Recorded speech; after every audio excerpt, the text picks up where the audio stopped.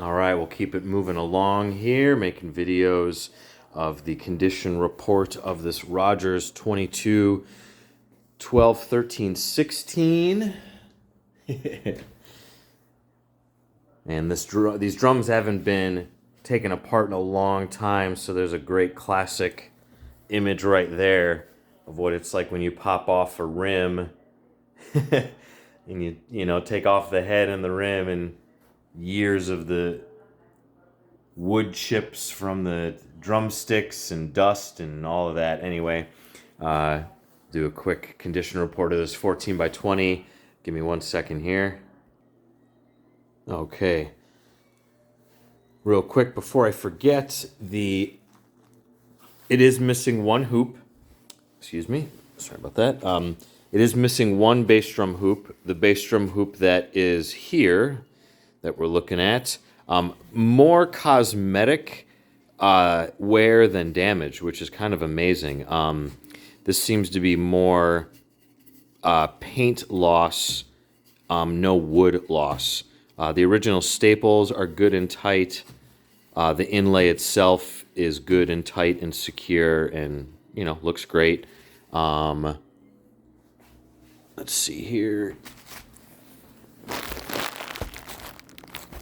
I think this is just some tape. Yeah, just tape.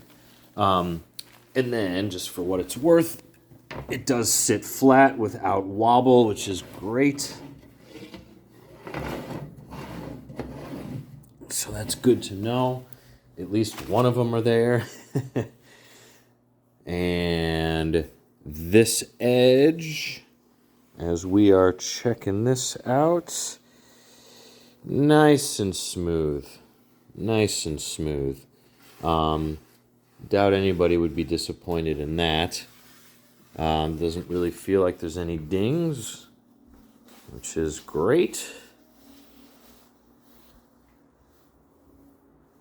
And just kind of that sharp, tight Rogers edge that we all know. Yeah. Give you a quick look at the paper tag. So that's, again, pretty cool.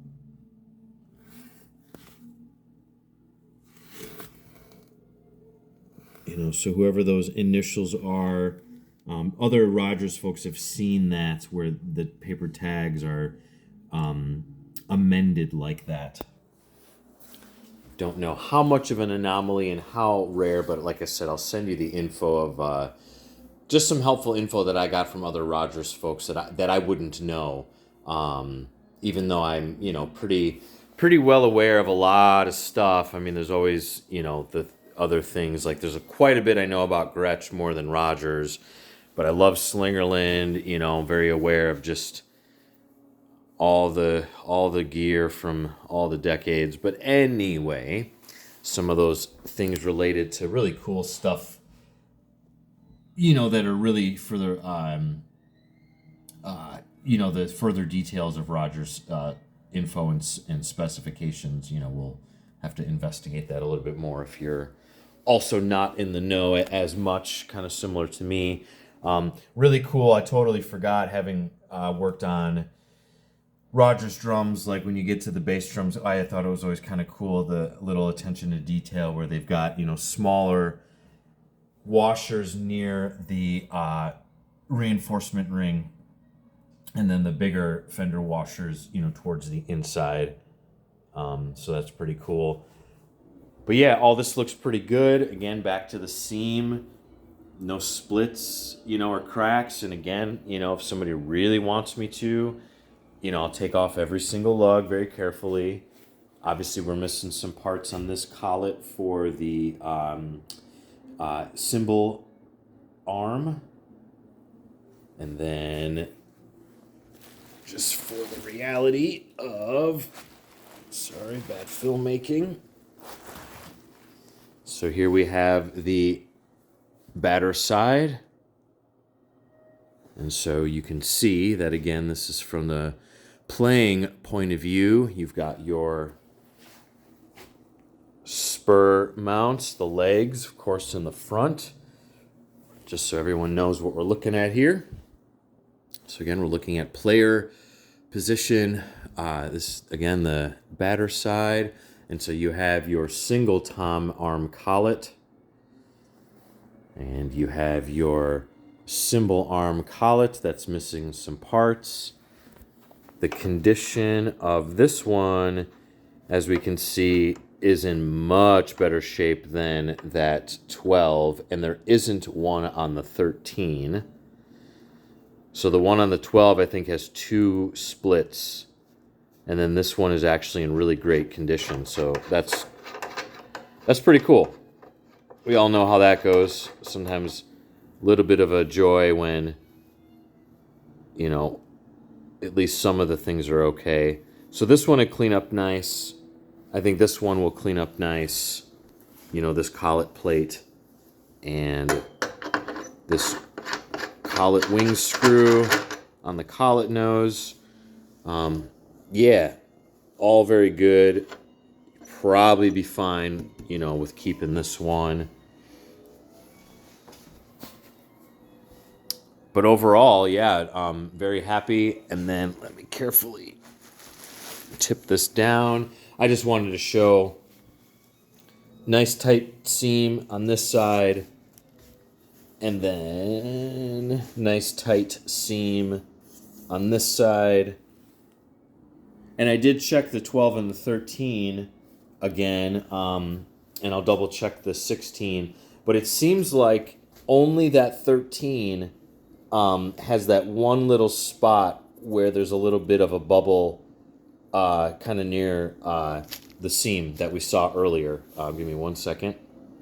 And then I just checked the 16. I don't really think I see that on the seam near the lugs on the 16. So overall, I think that's a pretty good find where it will clean up quite nice. I think taking off everything will be successful and easy.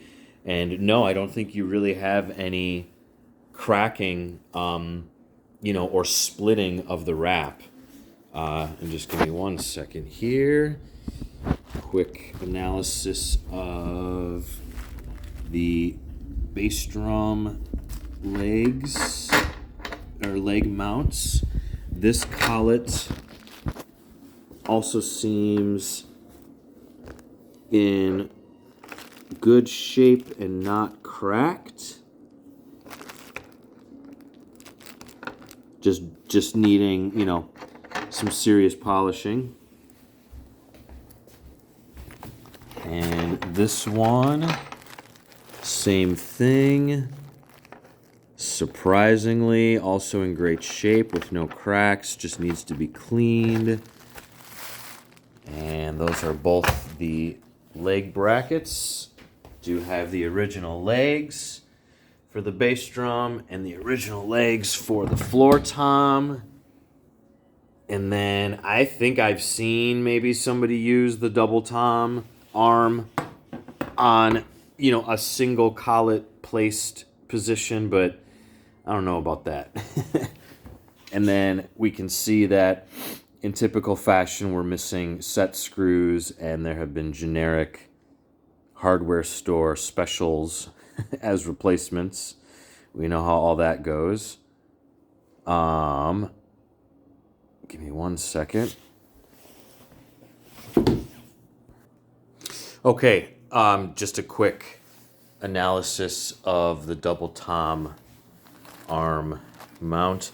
So I took the single hardware store specials out. This arm seems to be okay. The ball immediately moved quite well. Seems like all of these threads are okay. Give me 1 second. Okay.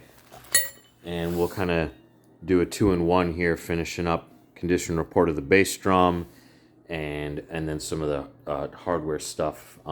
Overall, the legs, you know, for the floor tom, and it's missing one rubber foot there. These seem to be great. You know, not too much chrome loss or anything. These should shine up quite nice. Nothing out of the ordinary as far as their chrome and condition. Just for what it's worth. So I don't think there's any major issue or disappointment with those. And then, like I said, I took the hardware specials out. This arm seems to function a-okay, and the threads are fine. This one, on the other hand, has a broken set screw in it, which I'm sure is classic. And then the threads seem okay on this, but this is seized in this position, likely because of this set screw being in there and then broken. Who knows? And then, luckily, it seems that... Give me 1 second. Bad filmmaking.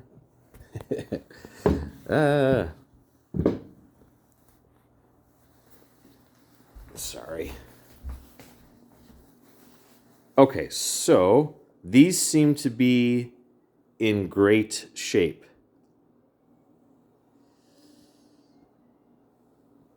And so this one is a little more rounded, and then this one is a little bit more conical. So some of you may know Era stuff more than myself. Kind of interesting. I don't see, the patent applied for or patent pending made in USA on this one, only just on this one. So those in the know. So if that's harder to find or a rarer piece or something, let me know.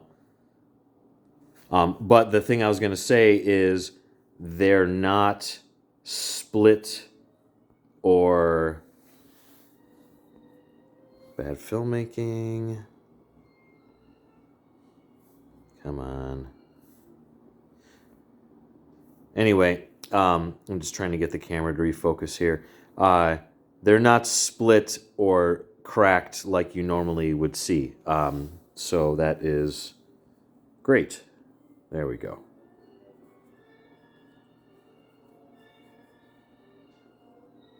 So those certainly would be usable.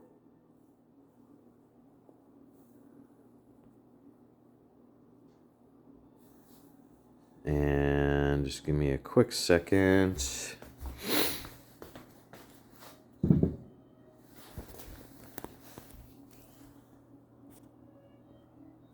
Okay, so I think this is more just cosmetic.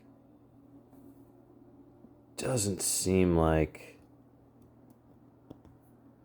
I think it's more cosmetic for what it's worth. I don't think this one is...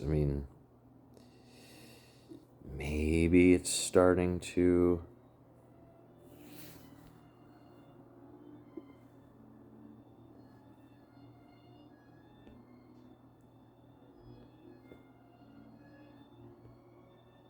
I think it's more cosmetic. It could be the start of it, starting to kind of crack, but this one, on the other hand, is in better cosmetic shape and doesn't really have any issues, I don't think. For those in the know, give me 1 second. Okay, I just wanted to pop these off real quick. It doesn't feel cracked on the inside when I run my finger along, so I think it's just more cosmetic, for what it's worth. Adventures in filmmaking.